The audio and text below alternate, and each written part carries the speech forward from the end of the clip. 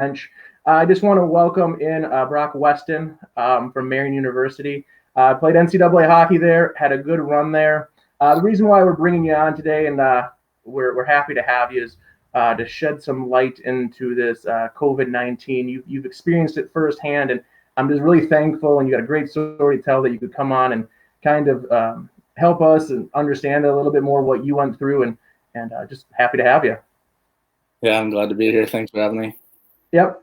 So before we get into any of that stuff, one of the things I want to ask you is your playing career, your playing background.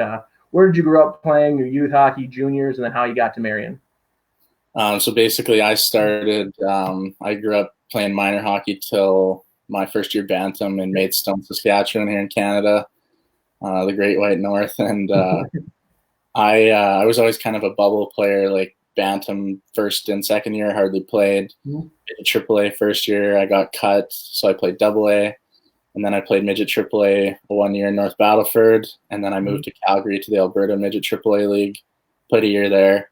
And then out of there, I went and played my first year junior in Lloydminster, the Bobcats. That was a really good year for me. It was nice to experience junior there at 18, I guess.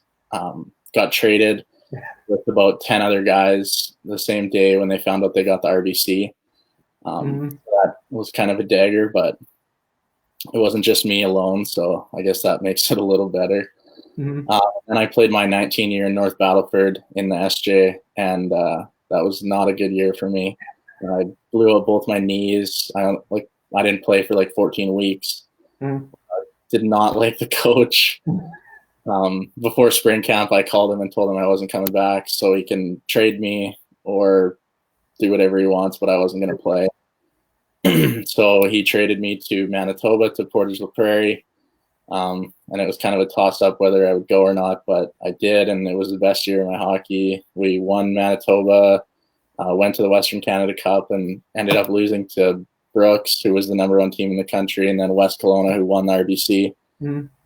So that sucked. But that year I was getting recruited by Eric Largen and Lincoln Wynn. They were coaching here at the time, and so I really liked talking to both of them, and they were consistent. So then I flew down in May after the Western Canada Cup and went and visited Marion. I was actually supposed to, in like 2 days after I visited Marion, I was supposed to go visit Concordia, Wisconsin. Gaynor was recruiting me there. So that kind of worked out all right when he came to Marion. He already knew what he was getting. So awesome. So you played 4 years at Marion. What was your experience like playing NCAA hockey at Marion? It's a lot. Like, it's fun. Some of my best memories are there at the rink, on the bus, on the roadies in the hotels, challenges and everything in between. It's a lot of work though. I wouldn't trade it for anything, but practices can get long, and every game counts. I only play 25, so it's a short season, not like juniors when you're playing 60 and 60 plus. Yep. Well, the reason, like I talked about earlier, why we have you on right now is to talk about the COVID-19 and your experience with it. And I just want to say, like, I do appreciate you coming on here right now. And a little background on even myself. I was pretty cavalier with the whole situation 2 or 3 weeks ago, and when I had found out that you had gotten it, it really kind of like it really opened my eyes. Like, oh my gosh, here's a player that played at my rink, played for the college that we host at our rink, and it's here, it's in Fond du Lac, and something that kind of like made me go like stop and think for a second that this is now something bigger than just in my own little bubble. And so my first question is like, well, how are you feeling now? Like, what's going on with you at this moment right here? Oh, well, I'm back to 100%. I've been at 100% for about just shy of 2 weeks now, actually. But yeah, I mean, like, that's basically the reason I shared this story, is because, I had a lot of friends that, oh, it'll never happen to me, or I don't know anyone or anything like that. But I mean, like you say, you kind of take it cavalier at the beginning, and you're just like, no, it's not for me. But that was kind of how I was at the beginning. And then after we went to Nashville, and I was like, started to get my like sore throat, I was like, okay, maybe I should have been a little more, serious about this. But I mean, it's all hindsight 2020. Yeah, and so you brought up Nashville. Is that the place where you think you started? Like, take me back to the beginning of where you think it could have happened. I know it's all speculation and stuff like that, but and then early on, what were some of the first things that you experienced for some of your symptoms? Right. So basically, I think I got it in Nashville. A Yep, few of us went down. Our spring break started on like the 7th, I think. yep, And I got my first symptoms on the 13th, 14th.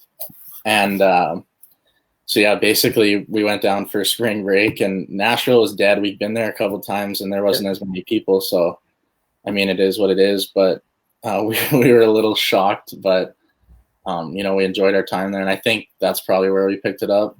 Okay. And then how long? What you said it was a few days after you got back from Nashville when you started experiencing the symptoms and stuff like that. What were the first few symptoms that you started getting?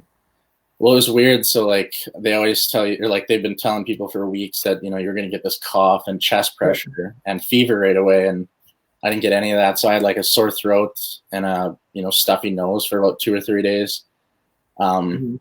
and then that kind of went away, and then I was getting fever sweats at night, um, and just like tired, like super tired. I've never been Yep. knocked down like that by a sickness, and I was sleeping for like 5 hour periods, and then I'd be awake for 2 hours, and then I'd go back to sleep for 5 hours. I was just weak and tired. I had no sense of smell, no appetite, no sense of taste. Like I was eating mesquite barbecue chips on my drive home, and I couldn't even taste them. I just stopped eating them. Yeah. So you said you on your drive home. So you obviously left Fond du Lac and went back home, and it was in that time period that the symptoms started getting worse. How long was that drive and like that process of Fond du Lac to your hometown? So basically, it's like a 22-hour drive home. Yep. I stopped in Portage Prairie at like my billet family friend's Yep. house. Stayed the night there and then left to head home. But yeah, it's a 22-hour drive, and that was kind of when I started to get like I was getting a migraine, like sore Yep. eyes, and just like I was feeling worse even than I was the days before, and I was like, Okay. okay, this isn't good. Yeah. And then when you got home, what kind of tipped you off to like, okay, I'm gonna go get tested. And what was the process like of going and getting the actual testing done and that?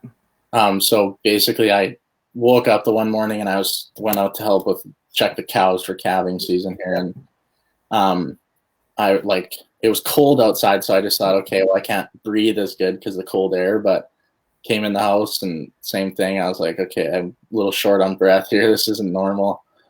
So I was like, okay, this is maybe something I should get, call about. I was just in Nashville and so I called my clinic in town. It was actually on my birthday. Mm-hmm. So happy 20th birthday to me. I Yeah. for COVID. So I called on the 19th to my clinic, and they were like, yeah, we don't do it here, but here's a number to call. So I called them, and they were like, did you do the 811? And I was like, no, I'm not waiting in a 500-person phone call line. Yep. And then I did this self-assessment online, and then they're like, okay, well, we'll refer you. Called another number in Lloyd, and then I booked an appointment for the next day. So when I went up there the next day, they call you before to like tell you you have to park in a certain part of the street on a certain side of the street. You wait in your vehicle. You call them when you get there. They call you back and ask a few more questions, and then tell you when they're ready for you to come in. And then go in. You walk between these like red lines, sanitize at the door, go into the room, sanitize, put on a mask, and then you wait behind this red tape, and then they walk you into the testing room, and they take this really long Q-tip and shove it up both nostrils. It was brutal, but it was like it was over in a second, and it just kind of Yeah. felt like a sneeze that wouldn't come. And then when I was leaving, I thought my nose was bleeding, but it was just like itchy, I guess. And Mm-hmm. then when they're done, you walk out a different door, leave your mask, and sanitize on the way out. And then how long was it be after that you had the test and before you found out that you had tested positive? So they told me it would be a week. So I was like, Mm. at this point, I was like kind of feeling better. And I was like, Yep. okay, well, like in a week, this isn't going to matter to me because I'm already doing better. But Yep. it was about 3 days, and they called me and they asked me like 10 questions. They're like, how you doing? Like, where have you been? This, that, and the other thing. And I'm like, why? And Yeah. then lady's like, oh, they didn't tell you? I'm like, no. And she's like, oh, you tested positive. I'm like, okay, that would have been good to know. So. Yeah. And then after you tested positive, were there any more symptoms that came up, and then how long did the symptoms last? I mean, after you got home, and when did you start feeling better? So basically, from start to finish, like cold, Mm. like cold symptoms, the sore throat, stuffy Yep. nose, like 100% was about 12 days. Okay. Yeah, 12 days, and like the last 3 days, I was feeling way better. It was just kind of this nagging pressure in the bottom of my chest, basically. Um, that if I like took a really deep breath, then I would kind of have to cough, and then I'd be fine. That was it. Just one hack, and that was good. And then, I mean, like I mean, you're what we consider like, in shape. You're young, you're healthy, and I mean, like, it knocked you down like considerably, correct? I mean, like, and I think that's the part I want people to really understand here is that like you are like what we would consider like the model or the, the pinnacle of like being in shape and healthy and everything prior to this, and then all of a sudden it got you, right? Like, Yeah, no, like yeah, I was sleeping, I had no energy. I couldn't. So like when yeah, we had to flip calves to tag them, I couldn't do that. Like I had no yeah, strength. I, sleeping all the time, just weak, and yeah, it was brutal. Like when the flu gets you and you just can't yeah. get to bed, like this was like you can't roll over in bed Oof, and yeah. take a deep And breath. then, You roll over. yeah. And then to be considered like recovered like you are right now, what is the process for that? So they actually changed the protocol the Yep. day before. So they told me originally I had to get 2 negative tests post, a week Hmm. or whatever. So the day before I was supposed to get tested, they called and they were like, "Yep, change protocol, so you're good to go now." So Okay. basically, I think it was about 48 hours symptom free, and you're good to go. Um, I mean, that could be changing. That's just what it was for me.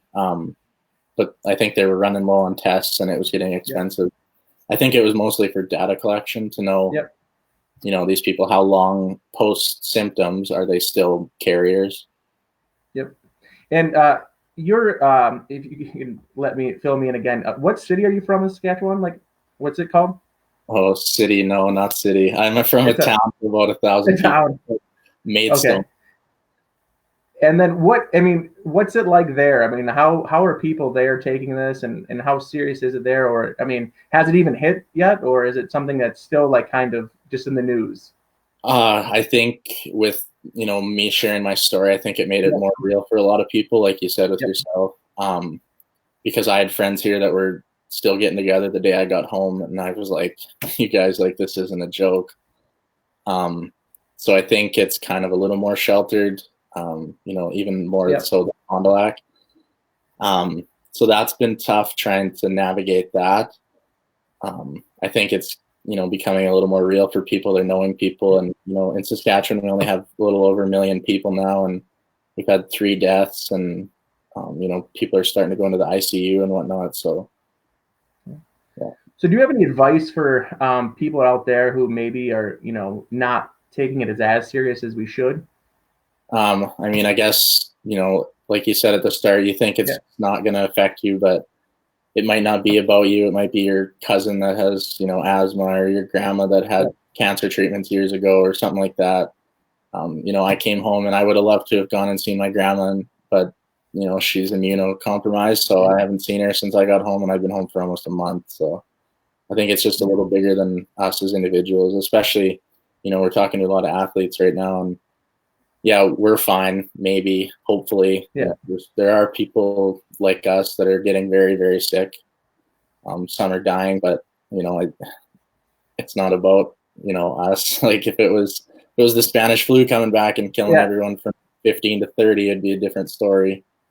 And then to say, yeah, it's one of the things I was talking about. I mentioned before, if we'd be looking at COVID-19 way differently if this affected kids, from birth to 20, as it's doing per se in people at the end, the last 20 years. And it's something where, just that changing that mindset would help people probably better, prepare and take this more seriously. So, Yeah, for sure. um, But I just want to say thanks again for coming on. And a lot of hockey people tune in to watch this. So I wanted to kind of end with one of our lighter questions for you. We ask a lot of our coaches this question too. We'd like you to give some advice to a younger you, maybe the end of 13 years old. What advice would you give a younger you about hockey? Oh, what wouldn't I? I don't know. There's a lot. Yeah. I'd probably tell him to work on his foot speed. Don't worry about like skating sucks, but just do it. Yeah, I think it's funny. Like at the time when you give yourself, you think back on the things you probably should have been working on or the things you wanted to work on. Like, hindsight, you're 2020 and stuff. So that's why we always try to have this question, because sometimes, working on foot speed, working on speed endurance and things that you, as a 13-year-old, you probably know you should be working on. But it's not as fun as working on toe drags and shots and things like that. But it's part of the process. And that's why we always ask that question. But yeah. I just want to say thank you again for coming on. I'm really hoping that we can take this and use it to enlighten more people about the seriousness of what we're going through right now. And do you have any last things to add or anything else like that? No, I mean, stay home if you can. Keep your nose to the grindstone. I took a few weeks off here just being on the farm and recovering and whatnot, but there's things you can do at home. You don't need a big weight rack or a nice gym or anything to just keep active. Awesome. Well, I appreciate you coming on again. And like Brock said, stay safe, stay home, and we'll get through this. Thanks again. Yeah. Bye.